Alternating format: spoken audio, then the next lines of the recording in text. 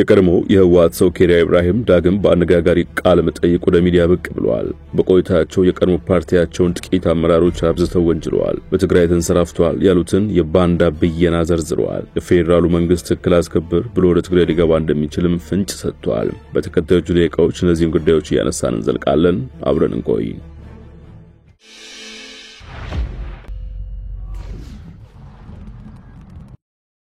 የቀድሞ የህወሓት ስራ አስፈጻሚ አባልና የፌዴሬሽን ምክር ቤት አፈ ጉባኤ ኬሪያ ኢብራሂም ከኤንቢሲ ጋር በነበራቸው ቆይታ አስቀድመው ያነሱት ጉዳይ ስለ ትግራይ ወቅታዊ ሁኔታ ሲሆን በኢኮኖሚ ደረጃ ከጦርነቱ በፊት የነበረው ጠፍቷል፣ ስደት፣ መፈናቀል ተንሰራፍቷል፣ በብዙ መለኪያዎች የትግራይ ህዝብ በቀውስ ውስጥ እየዋኘ ነው ይላሉ።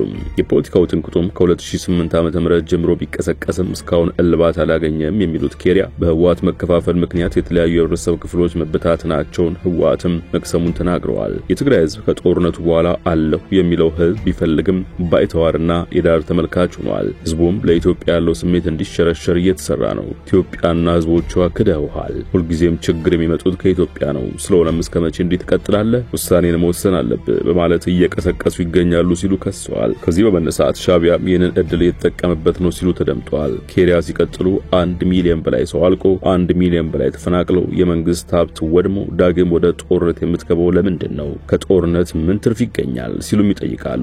ስለ ትግራይ ክልል ጊዜያዊ አስተዳደር በሰጡት ማብራሪያ ደግሞ ከሞላ ጎደል ጌታቸው ረዳ ከዚህ ቀደም ደጋግሞ ካስተጋቡት መልእክት ጋር የሚስማማ ነው። ጌታቸው ለህወሓት ባለመታዘዛቸው ከስራቸው ተባረዋል የሚሉት ኬሪያ የትናንት ጄኔራል ታደሰ ወረደም ተመሳሳይ ውጣ ሊገጥማቸው እንደሚችል ፍንጭ ሰጥተዋል። ለዚህ ምክንያታቸውን ሲያስረዱ ራሳቸው ሲሉ የጠሯቸው የህወሓት አመራሮች ስልጣኑን መያዝ አለባቸው፣ ካልሆነ ደግሞ እነርሱ በእጅ አዙር የሚዘውሩት ሰው መሆን ስላለበት ነው ባይ ናቸው። የትግራይ ህዝብ በህወሓት ከፍተኛ ነገር ግን ጥቂት አመራሮች ዘንድ ባንዳና ካዲ በሚል ተፈርጀዋል የሚሉት የቀድሞ የህወሓት ሰው እሱም ከፌዴራል መንግስት ጋር ግንኙነት መፍጠር በባንዳነት ያስፈርጃል። እነርሱ ደግሞ ከሻዕቢያ ጋር ጀምረውታል ያሉትን ግንኙነት በእርሳቸው አገላለጥ ጥምዶ የተቃወመ ባንዳ ተብሎ ይፈረጃል ሲሉ አስረድተዋል።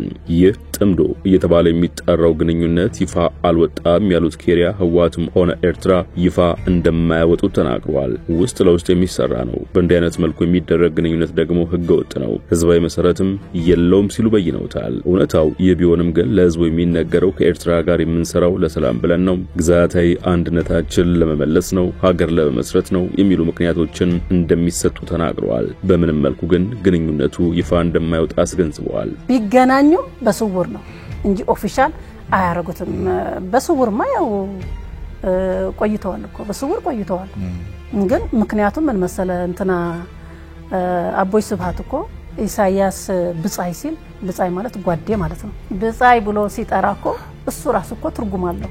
ብጻይ እንዴት ብሎ ባለፈው ነው አምና ነው ብቻ ብዙ አልቆ እኔ ብጻይ ሲል በቃ ደነገጥኩ። ያ የምላስ ወለምታ አይደለም፣ ይሄ የምላስ ወለምታ ምልክት ነው እያሳየ ያለው ማለት ነው። ከዛ ጊዜ ጀምሮ እየተጀማመረ ሄደ።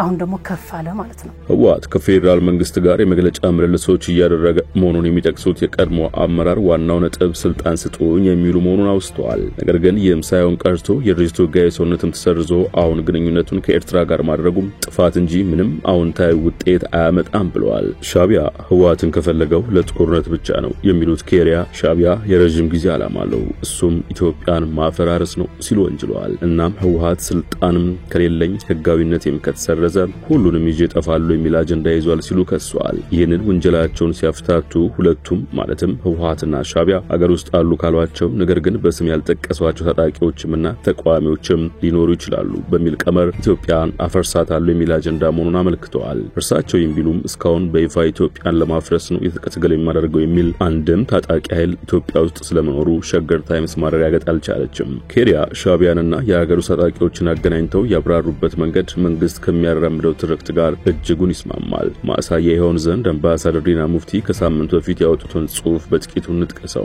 አምባሳደር ዲና ሙፍቲ ሆርን ሪቪው በተባለ ድረገጽ ላይ ባወጡት ጽሑፍ የኤርትራ መንግስት ወታደሮቹን ከኢትዮጵያ ግዛቶች እንዲያስወጣና ለኢትዮጵያ መንግስት ተቃዋሚ ታጣቂ ኃይሎች ድጋፍ ከመስጠት እንዲታቀብ ዓለም አቀፉ ህብረተሰብ ግፊት እንዲያደርግ ጠይቀው ነበር። በተወካዮች ምክር ቤት የውጭ ጉዳዮች ቋሚ ኮሚቴ አባል የሆኑት አምባሳደር ዲና ሙፍቲ የኤርትራ መንግስት የኢትዮጵያ ሉዓላዊ ግዛቶች እስከ ወዲያኛው ተቆጣጥሮ ሊቀጥል አይችልም ሲሉ በጽሁፋቸው ላይ አስፍረዋል። አክሎም የፕሬዝዳንት ኢሳያስ ዋና ትኩረት የትግራይና አማራ ብሔር ሚሊሻዎችን በማሰባሰብ የውጭ ኃይሎች መሳሪያ ሆኗል የሚሉትን የኢትዮጵያ መንግስት መገልበጥ ነው ሲሉም ወንጅለው ነበር። አምባሳደር ዲና ይህ የፕሬዝዳንት ኢሳያስ ጣልቃ ገብነት አደገኛ ውጤት ይኖረዋል በማለትም አስጠንቅቀው ነበር። ኬሪያ በሰሞንኛው ቃለ ምልልሳቸው ይህንን መልእክት ማስተላለፋቸው አንድምታው ብዙ እንደሆነ አያጠያይቅም። ቀጥሎም መቼም ቢሆን ሻዕቢያ ታዝሎ እንጂ ራሱ አይገባም ይላሉ። በዚህ ምክንያታቸው የኢትዮጵያን አቅም አይቷል፣ ምን ላይ እንደደረሰች አይቷል የሚል ሲሆን ስለዚህ ሻዕቢያን የሚያዝለው ማን ነው ሲሉ ይጠይቃሉ። የኢትዮጵያ ህዝብንም ያውቀዋል የሚሉት ኬሪያ ትንሽ ነካ ካደረገው አንድ በመሆን ሊዋጋው እንደሚችል አመልክተዋል። እናም ይላሉ የቀድሞ አፈጉባኤ ታዝሎ ሲገባ መጀመሪያ የሚጎዳው የትግራይ ህዝብ ነው። የጦርነት አውድማ የሚሆነው ትግራይ ነው። በፍጹም ጦርነቱን ወደ ኤርትራ አይወስዱትም ብለዋል። ይህንን በተመለከተም የትግራይ ልሂቃን ምን እያደረጉ ነው ለሚለው ጥያቄ ምላሽ ሰጡት ኬሪያ አብዛኞቹ ይቃወሙታል ይላሉ። የትግራይ ችግር በአንድ አካል ብቻ የሚፈታ አይደለም፣ ሁሉም የፖለቲካ ልሂቃን መሳተፍ አለባቸው ባይ ናቸው። እናም እነዚህ የተሰባሰቡ ኃይሎች የህወሓትን ጥቂት ሰዎች ስልጣን መንጠቅ አለባቸው ሲሉ ምክረ ሀሳብ ለግሰዋል። የትግራይ ህዝብ የሚፈልገው ሰላም ብቻ መሆኑንም አጽንኦት ሰጥተዋል። የፌዴራሉ መንግስት የትግራይን ህዝብ ስሜት እያስተዋለ አይደለም ያሉት ኬሪያ መንግስት እየተመለከተ ያለው የህወሓትን መንፈስ ብቻ ነው ሲሉ ወቅሰዋል። አሁን ሊመጣ ከሚችለው ጦርነት የትግራይን ህዝብ ይታደገዋል ወይ? የፌዴራሉ መንግስት የትግራይን ህዝብ አለው ከጎንህ ነኝ ሊለው ይገባዋልም ብለዋል። የጌታቸው ረዳ ፓርቲ ስምረት የትግራይን ህዝብ ወቅታዊ ችግር ከመፍታት አኳያ እንዴት እንደሚመለከቱት ለቀረበላቸው ጥያቄም እሱም ቢሆን ብቻውን አይችለውም ይላሉ። ብቻውን ለመፍታት ባይችልም ግን ህወሓት ውስጥ የነበሩ ሰዎች እንደመሆናቸው መጠን በእርሳቸው አገላለጽ መርዙንም ፈውሱንም ያውቁታል ባይ ናቸው። ይህ ቢሆንም ግን ስምረት ከሌሎች ጋር ካልተባበረ በቀር ብቻውን ጉልህ ለውጥ ለማምጣት ይቸግረዋል ሲሉ ተደምጠዋል። ምንም እንኳን ኬሪያ ስለ ጌታቸው ስምረትም ሆነ ስለ ደብረጽዮን ህወሓት ሲያወሩም አንድም ጊዜ ቢሆን ግን ህወሓትን በትጥቅ ታገላለሁ ብለው በአፋር እየተደራጀ ስላለው ኃይል ያሉት ነገር የለም። ስለ ሰላም ደጋግመው የሰበኩት ኬሪያ ዓላማውን በትጥቅ እንደሚያስፈጽም የተነገረለትን ኃይል ዝም ብለውታል። ጥያቄም አልተነሳላቸውም። ይህ ታጣቂ ከትግራይ ኃይሎች በመለየት ከአፋር ክልል ጋር በሚዋሰን አካባቢ የራሳቸውን ሰራዊት እየገነቡ መሆናቸውን ብርጋዴር ጄኔራል ገብረ እግዚአብሔር በየነ ወዲ አንጦር ከፓርቲ ነፃ የሆነ ኃይል ለመፍጠር ወደ ነፃ መሬት መውረዳቸውን ለቢቢሲ መናገራቸው አይዘነጋም። ባደረጉት ቃለ ምልልስም አዲስ ነገር ለመፍጠር ወደ በረሃ መውረዳቸውን ሲያብራሩ ከፓርቲ ነፃ የሆነ ኃይል ለመፍጠር ፓርቲ የማያዘው ሰራዊት ለመፍጠር እየተንቀሳቀሱ መሆኑን ተናግረዋል።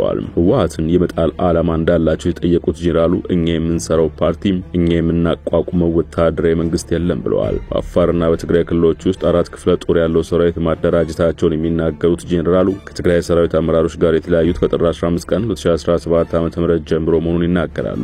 የትግራይ ሰራዊት ከፍተኛ አመራሮች ጥር 15 ተሰብስበው በጌታቸው ረዳ የሚመራውን ጊዜያዊ አስተዳደር ሲወግዙ ተቃውሞ ስብሰባውን ረግጠው ከወጡ አመራሮች መካከል አንዱ ጄኔራል ገብረ እግዚአብሔር በየነ ናቸው።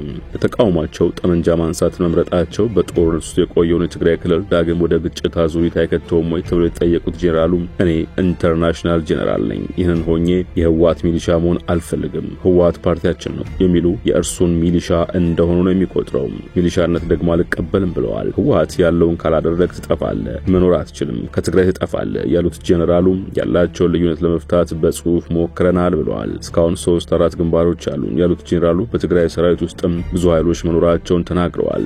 የኛ ሰራዊት ነው የሚሉት ሚሊሻ ከኛ ጋር ነው ያለው፣ ከፍቶት ነው ያለው፣ ለውጥ ይፈልጋል፣ ጊዜው የወጣቶች እንዲሆን የሚፈልገው፣ እንዲማር እንዲለወጥ ይፈልጋል፣ የተሻለ ገቢ እንዲኖረው ይፈልጋል፣ ወላጆቹና ቤተሰቦቹ ከውጊያ ወጥተው አሁን መልሶ ግንባታና ለውጥ ሰላም ይፈልጋል።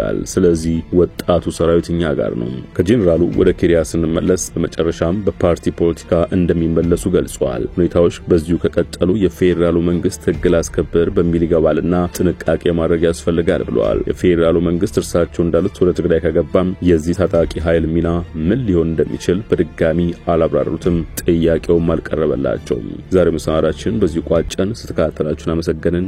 ጤና ይስጥልን።